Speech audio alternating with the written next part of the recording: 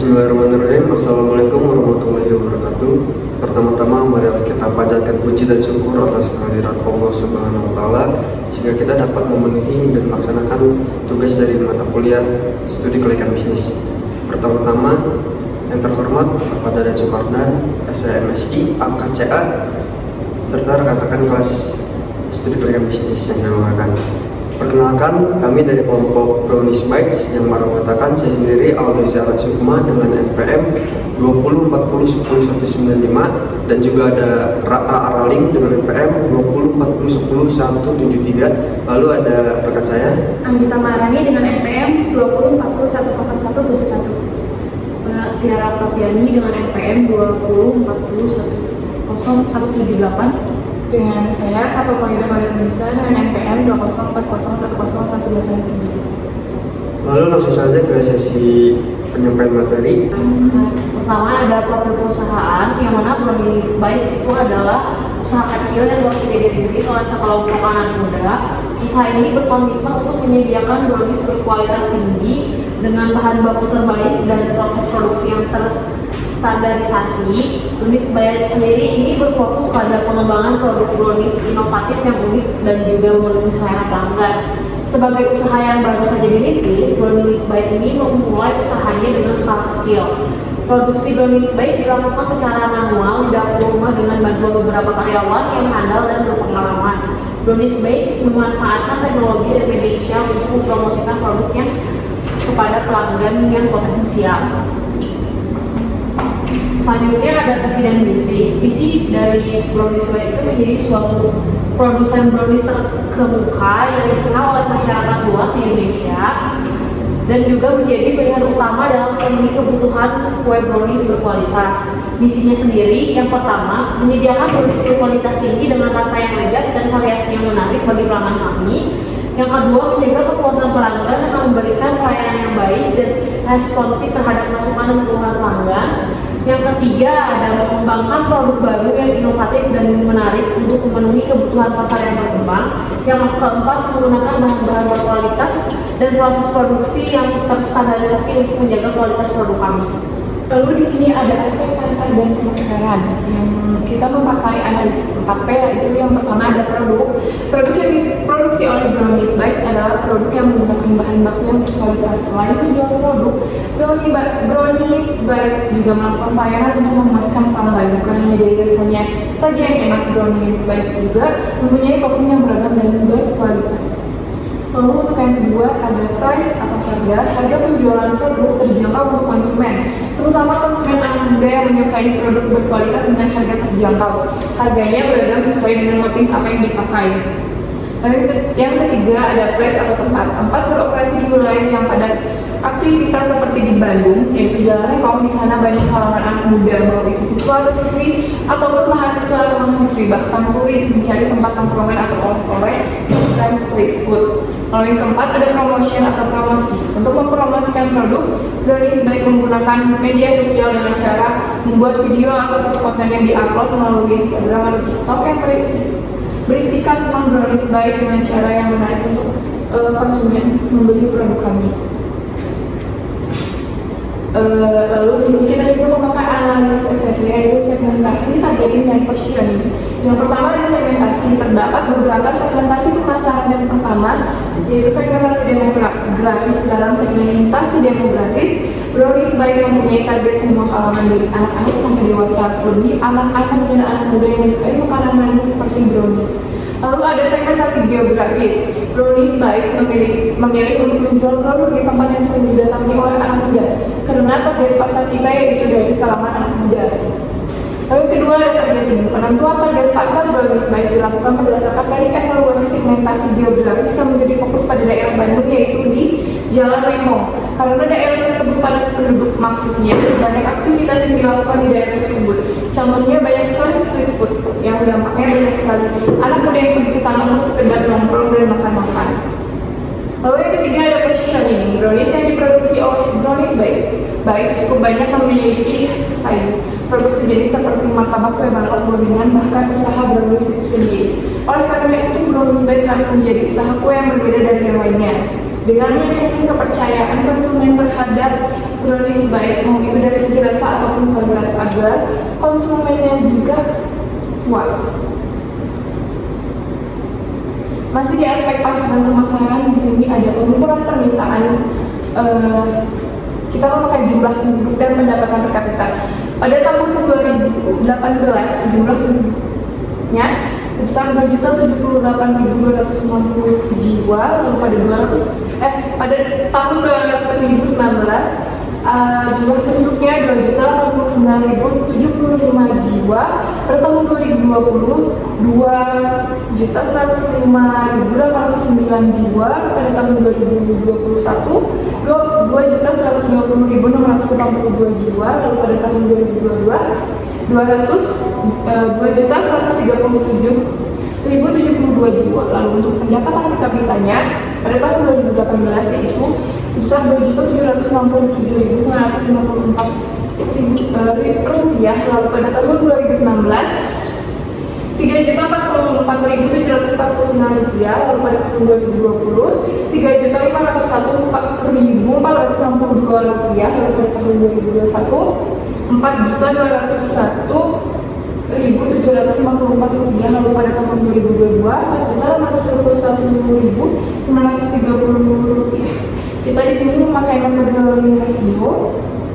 Dari pendapatan per kapita itu dibagi menjadi tabungan sebesar 20%, konsumsi 70%, investasi 10%. Kita mengambil yang konsumsi sebesar 70%. Lalu dibagi lagi menjadi sandang, pangan, papan, pendidikan, dan hiburan. Dan kita mengambil bagian pangan yaitu sebesar 40%. Lalu dibagi menjadi sekunder, primer, tersier itu menjadi kita mengambilnya yang sekunder sebesar 40%. Lalu dibagi menjadi dua, dari sekunder yaitu makanan dan minuman. Kita mengambil yang makanan sebesar 60%, lalu dibagi lagi makanan pokok menjadi makanan sampingan. Kita mengambil makanan sampingan yang sebesar 35%, lalu dibagi menjadi gorengan, donat, brownies, dan kue basah. Kita mengambil yang 30%. Oke, selanjutnya saya akan menjelaskan mengenai pengukuran permintaan.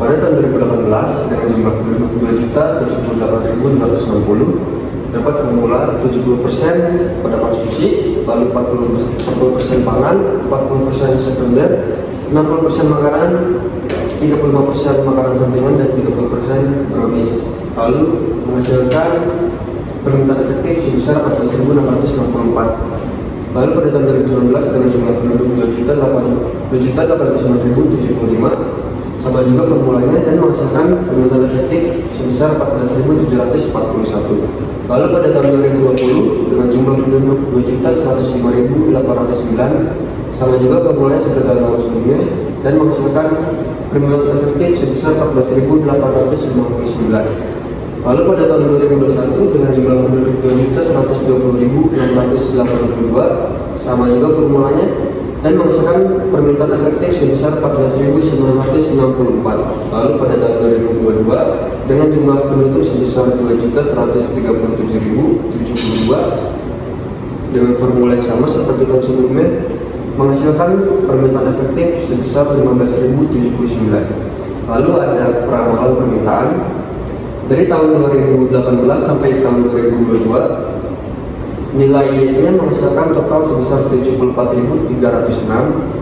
Lalu nilai X-nya menghasilkan total sebesar 18.137.849 rupiah.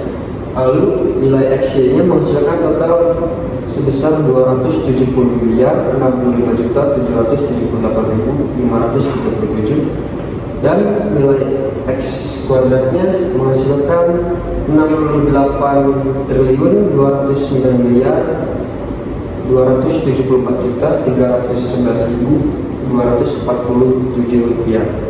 Oke, selanjutnya saya akan menjelaskan dari segi aspek pasar dan permintaan. Di sini menggunakan metode regresi linear dengan persamaan B rumusnya N sigma XY kurangi sigma X kali sigma Y dibagi N sigma X kuadrat dikurangi sigma X pangkat 2. Lalu untuk rumus persamaan A-nya yaitu sigma Y dibagi N kurangi B sigma X dikurangi N, lalu terdapat persamaan B sebesar 0,0002 dan persamaan A-nya 14.126. Lalu dari keduanya menghasilkan persamaan Y yaitu 14.126 ditambah 0,0002. Lalu di sini ada tabel yang kita asumsikan pada setiap tahunnya ada kenaikan sebesar 10%. Nah ini pada tahun 2023 A-nya itu 14.126 dan persamaan B-nya 0,002. Lalu X-nya sebesar 5.084.123 dan menghasilkan PE sebesar 15.143. Lalu pada tahun 2024 A dan B nya juga sama, lalu ada nilai X-nya sebesar 5.592.535 rupiah dan menghasilkan pengeluaran efektif sebesar 15.245. Lalu pada tahun 2025 nilai A-nya dan nilai B-nya sama juga seperti tahun sebelumnya.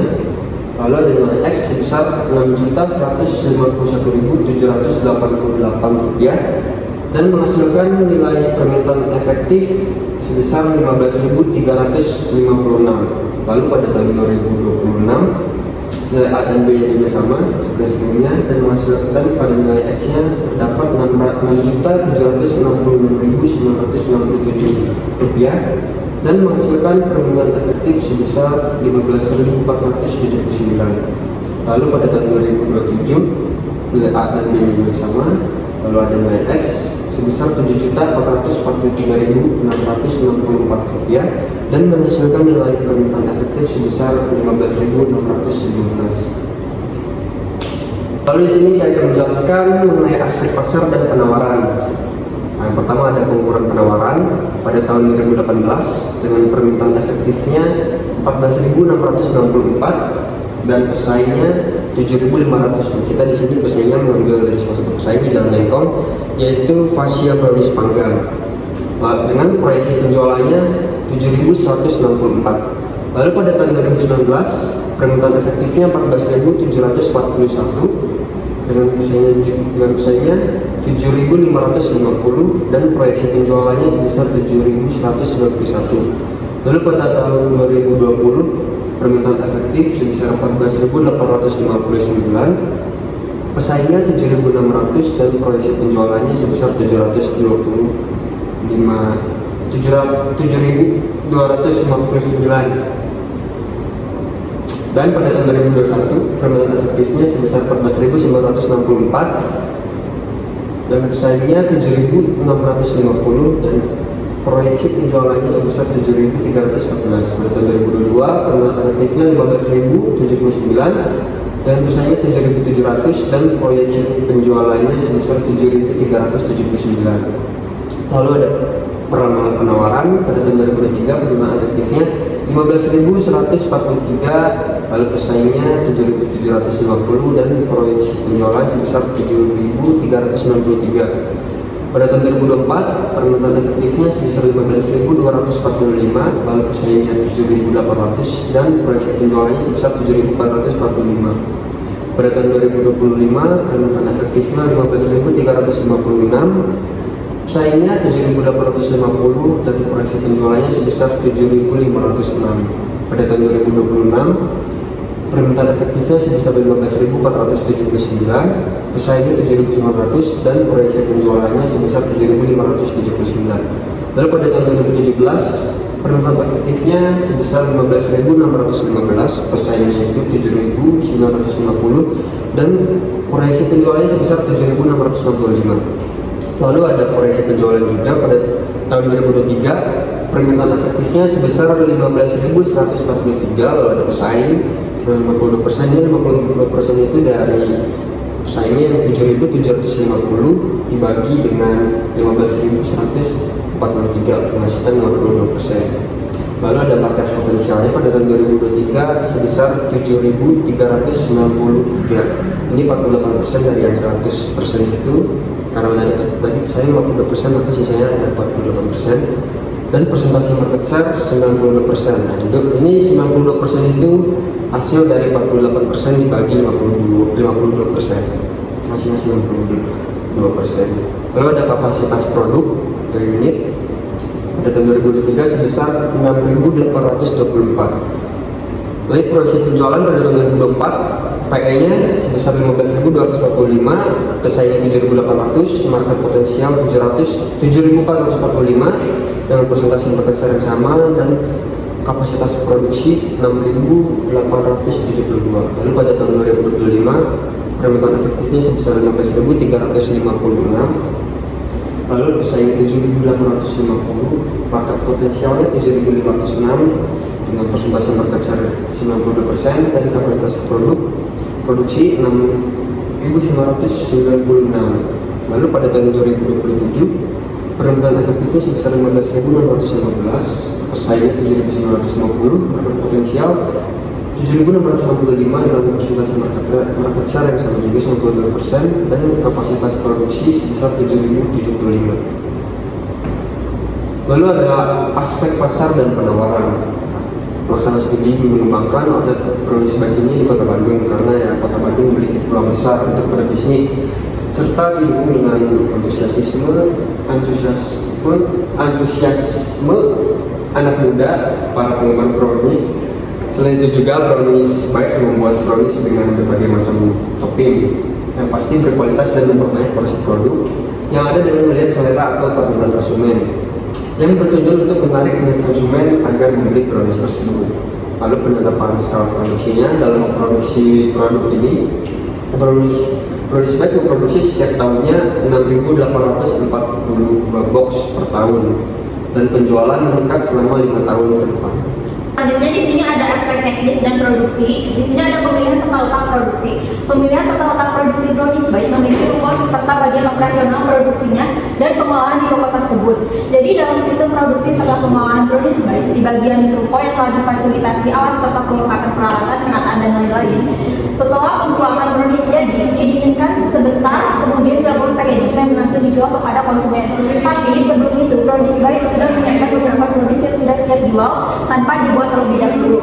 Di sini ada lokasi produksinya, yaitu di Jalan Meko Kecil nomor 35, Paledan, Kota Bandung. Di sini juga ada penyusunan schedule kerja.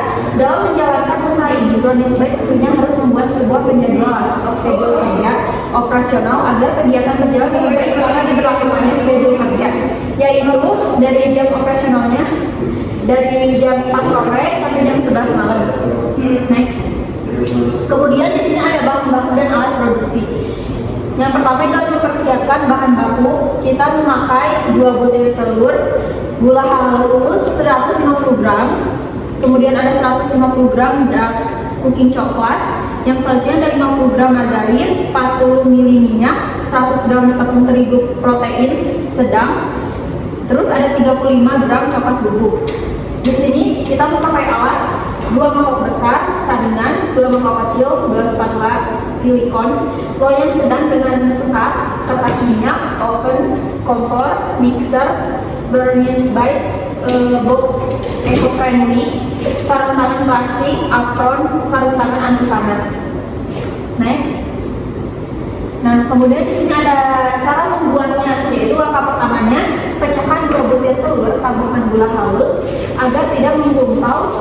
Diayak terlebih dahulu menggunakan saringan, lalu aduk sampai rata menggunakan mixer dengan kecepatan rendah.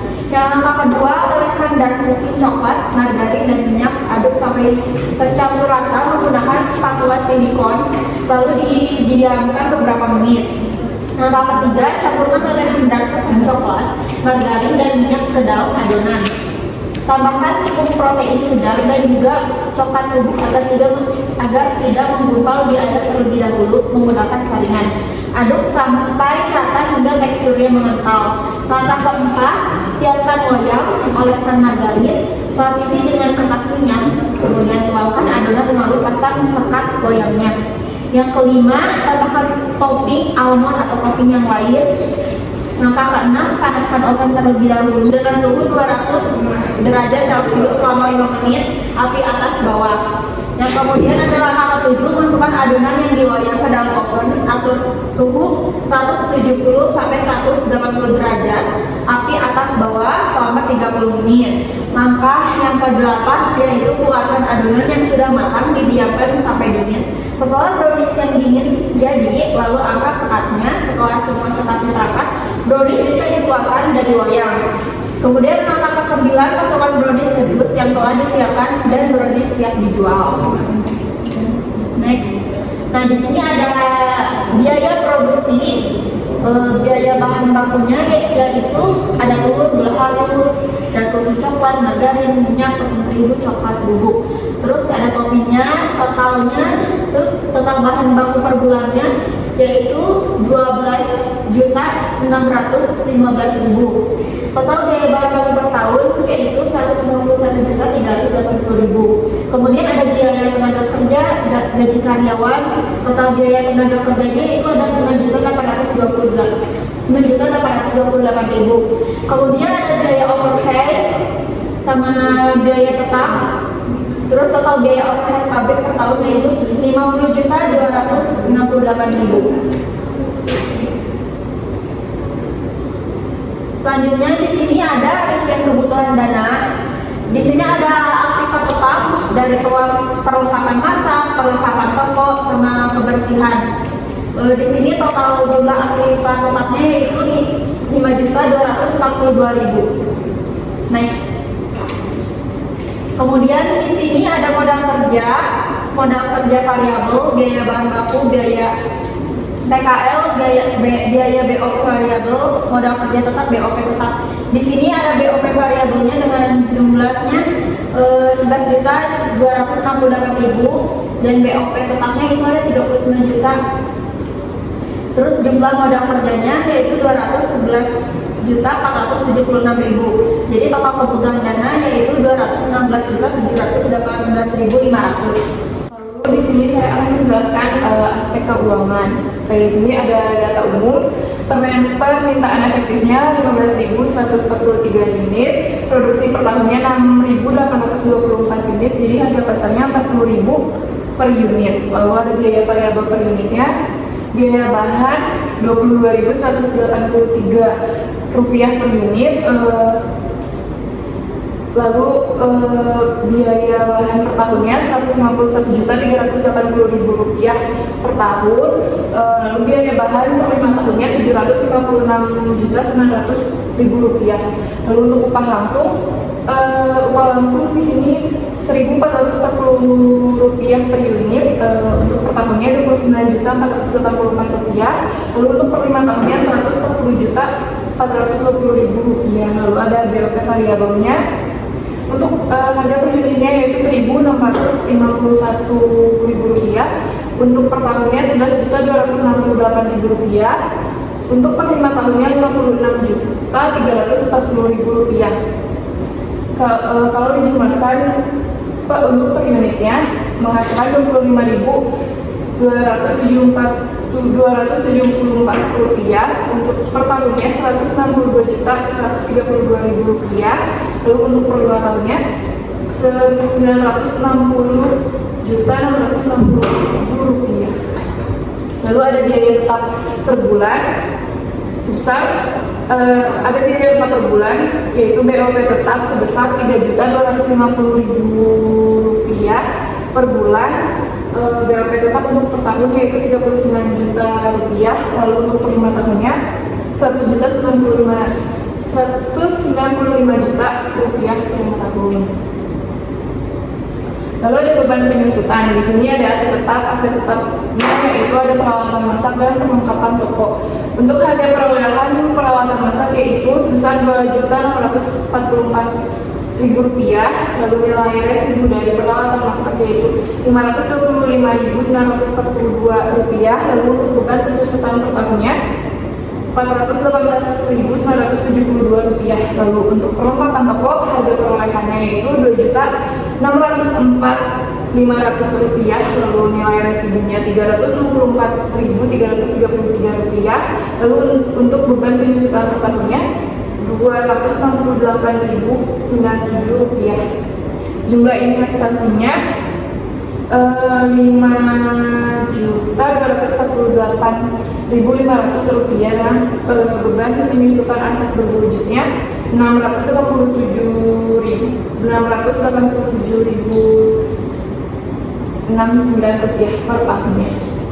Next, Lalu di sini ada jumlah kebutuhan dana. Dana yang dibutuhkan dari modal kerja variabel yaitu 960.660.000 rupiah. Lalu modal kerja tetap 195 juta rupiah. Lalu dari investasi 5.248.500 rupiah dengan jumlah 1.160.908.500 rupiah.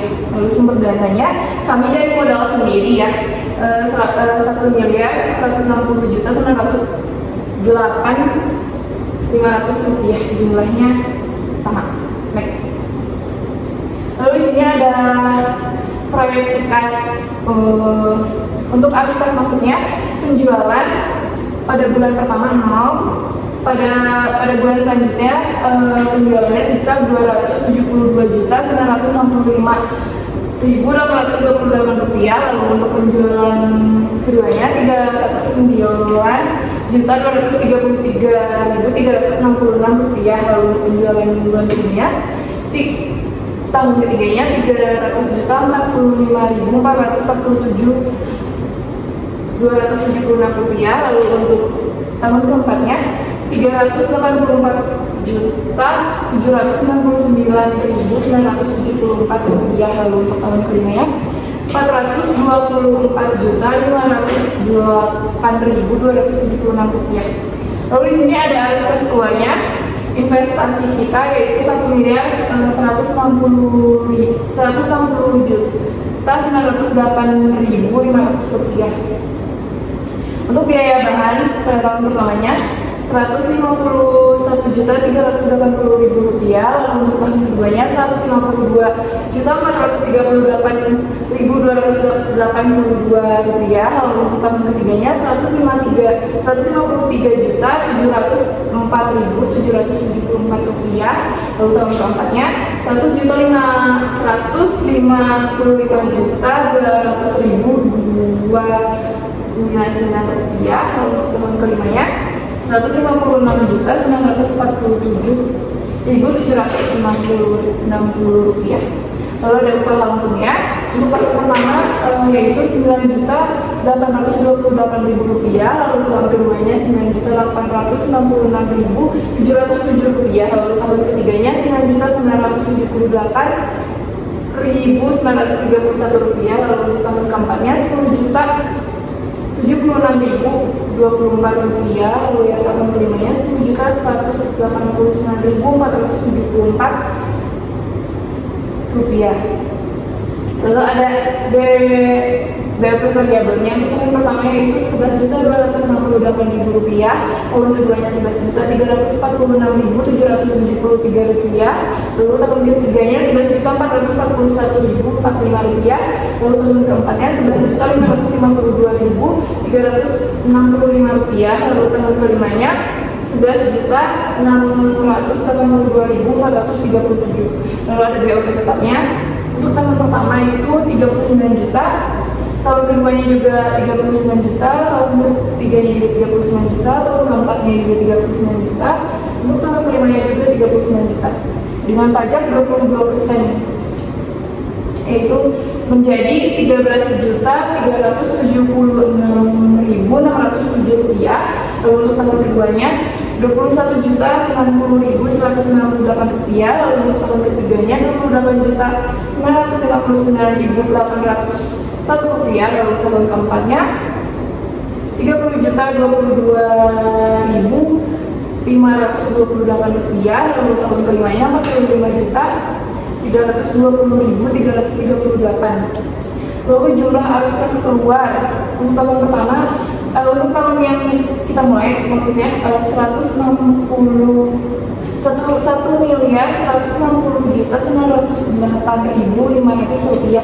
Lalu pada tahun pertamanya 224.852.607 rupiah. Lalu tahun keduanya 233.771 rupiah, 771.999 rupiah.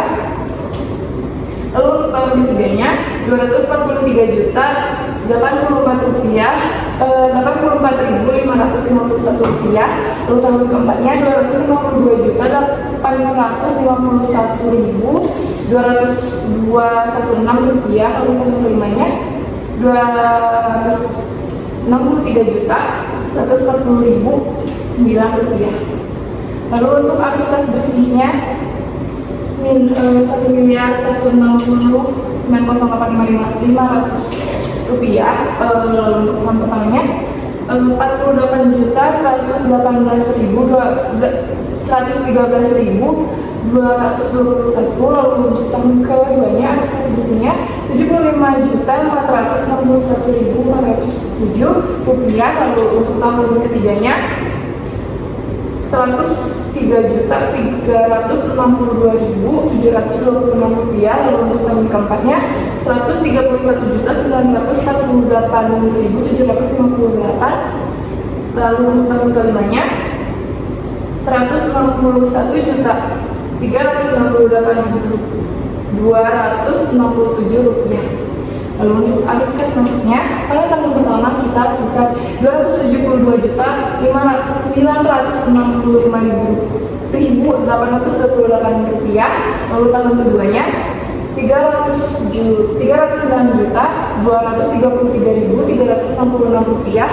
Lalu untuk tahun ketiganya 345.447.276 rupiah. Lalu tahun keempatnya 384.799.974. Lalu ada sisa investasi dari tahun pertama yaitu 887.942.672 rupiah. Lalu yang tahun keduanya 578.709.306 rupiah. Lalu pada tahun ketiganya sisa investasinya 232.262.029 rupiah. Payback periodnya, jadi kita balik modal itu 3 tahun 7 bulan 7 hari. Lalu ada arus kas masuk. Pada tahun pertama 272.965.828 rupiah. Lalu pada tahun kedua 309.233.366 rupiah. Lalu untuk tahun ketiganya arus kas masuknya sebesar 346.447.276 rupiah. Lalu arus kas masuk pada tahun keempat yaitu 384.769.974 rupiah. Lalu pada tahun kelimanya 424.508.276 rupiah. Lalu ada PVIF-nya itu sebesar 10% yang kita ambilnya. Pada tahun 0 itu 1.000, pada tahun pertama itu 0,909, lalu tahun keduanya itu 0,826, lalu tahun ketiganya 0,751, lalu tahun keempatnya 0,683, lalu tahun kelimanya 0,621. Lalu PV-nya pada tahun pertama 248.150.753, lalu pada tahun keduanya 255.564.765 rupiah, lalu pada tahun ketiganya 260.250.967 rupiah, lalu pada tahun keempatnya 262.823.560 rupiah. Lalu pada tahun kelimanya 263.586.241 rupiah. Lalu di sini NPV-nya sebesar 129.507.785 rupiah, itu layak. Lalu kita pakai PVIF yang 20% untuk tahun nolnya itu 1.000, lalu tahun pertamanya itu 0,833, lalu pada tahun keduanya itu 0,694, lalu pada tahun ketiganya 0,579, pada tahun keempatnya 0,482, pada tahun kelimanya 0,402. PV-nya pada tahun pertama 220.471.523 rupiah, Lalu pada tahun keduanya Rp214.745.393. Pada tahun ketiganya Rp200.490.322. Pada tahun keempatnya Rp185.970.974. Pada tahun kelimanya Rp170.600.355.000 dengan NPV-nya minus 162.29.931 itu juga layak. Lalu profitability indeksnya 1.216.416.285 dibagi 1.160.908.500 rupiah itu menghasilkan, jadi hasilnya 1,112 itu layak ya. Lalu IRR-nya menjadi 13,95%. Ini masih pada aspek keuangan di proyek Sila Barugi. Biaya bahan per unitnya yaitu Rp22.183. Lalu biaya tenaga kerja per unitnya itu Rp1.440. Lalu untuk BAP variabel per unitnya yaitu sebesar Rp1.651. Pada tahun pertama harga jual kita Rp40.000, jadi setiap tahun kita menaikkan harga sebesar Rp5.000. Pada tahun kedua menjadi Rp45.000, pada tahun ketiga Rp50.000, pada tahun keempat Rp55.000, pada tahun kelima Rp60.000. Untuk unit penjualannya pada tahun pertama sebesar Rp6.824, pada tahun keduanya Rp6.872 unit, pada tahun ketiga Rp6.929 unit, pada tahun keempat Rp6.996 unit, lalu pada tahun kelima Rp7.075 unit. Untuk penjualannya pada tahun pertama yaitu sebesar Rp275.828.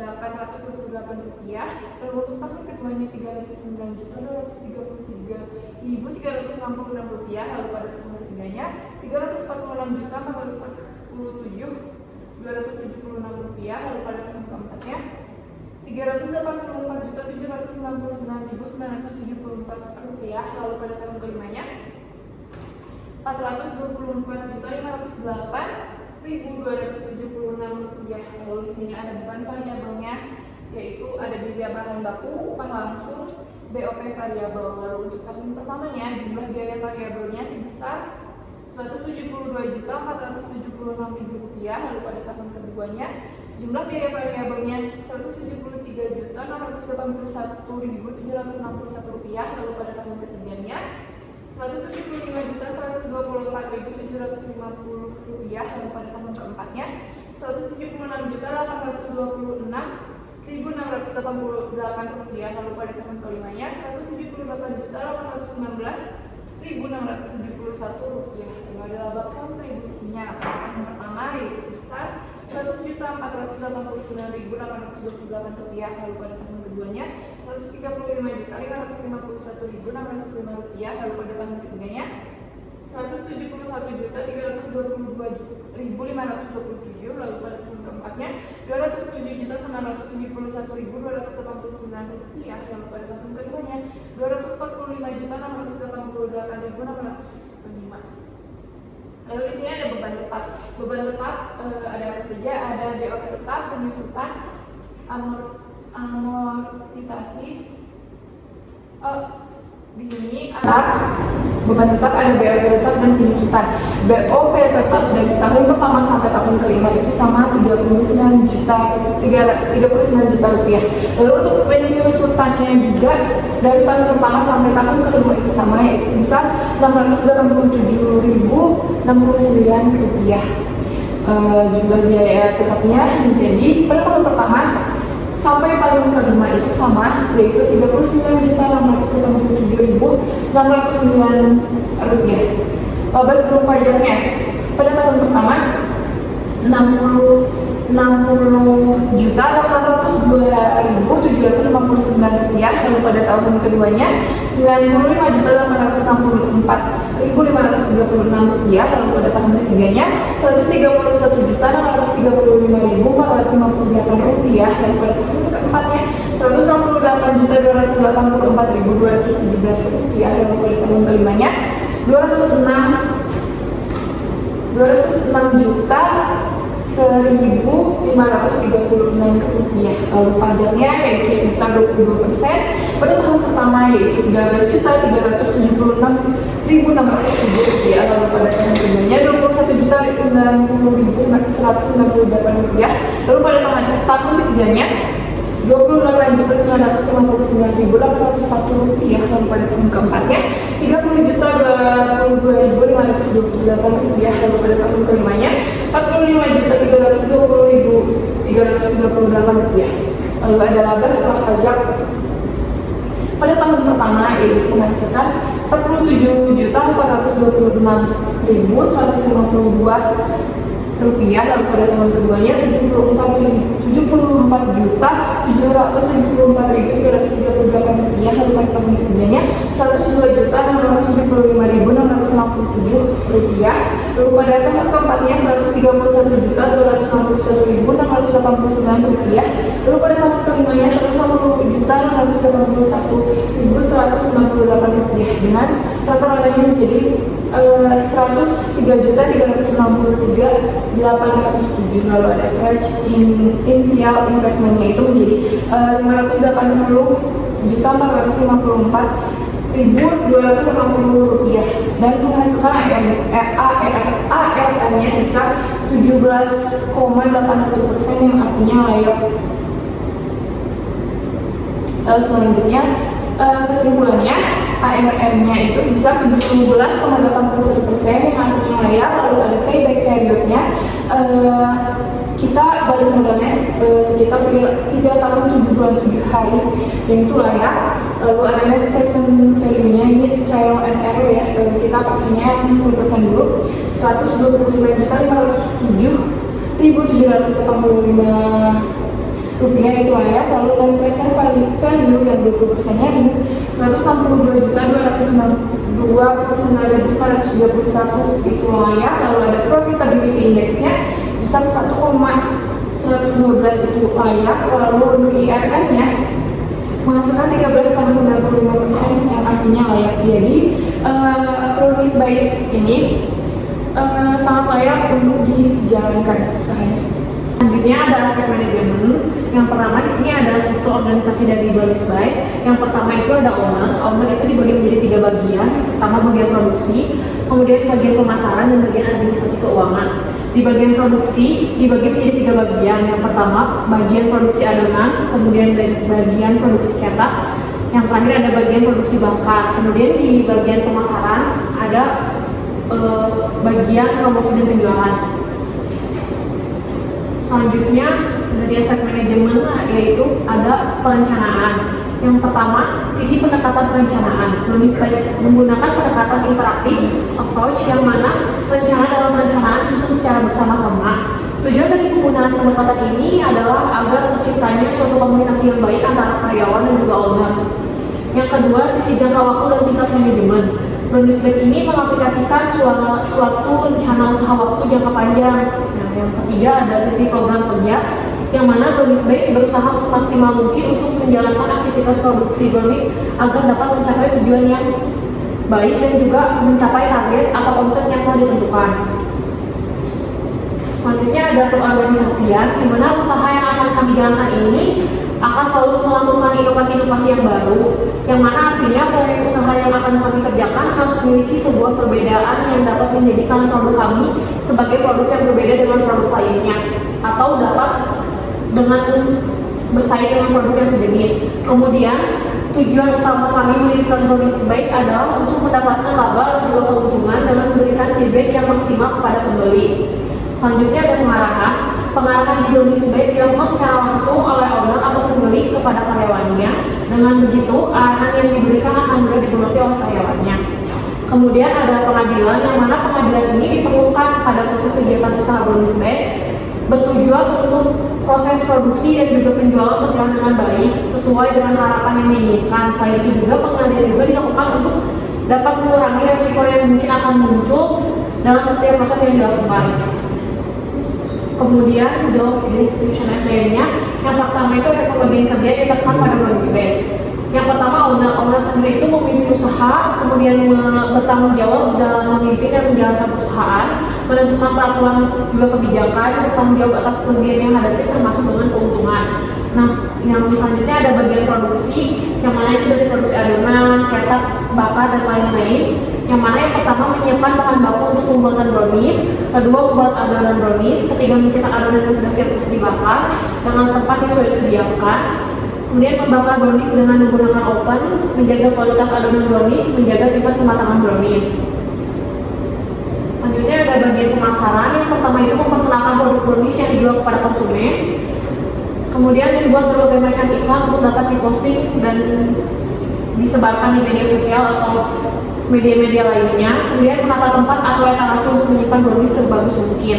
Selanjutnya ada bagian keuangan yang mana mengatur keluar masuknya uang, menjaga kasir, membuat laporan harian mengenai produk yang terjual, membuat laporan akhir bulan untuk keuangan bahan baku dan juga produksi brownies. Kemudian tentunya ada menggaji karyawan.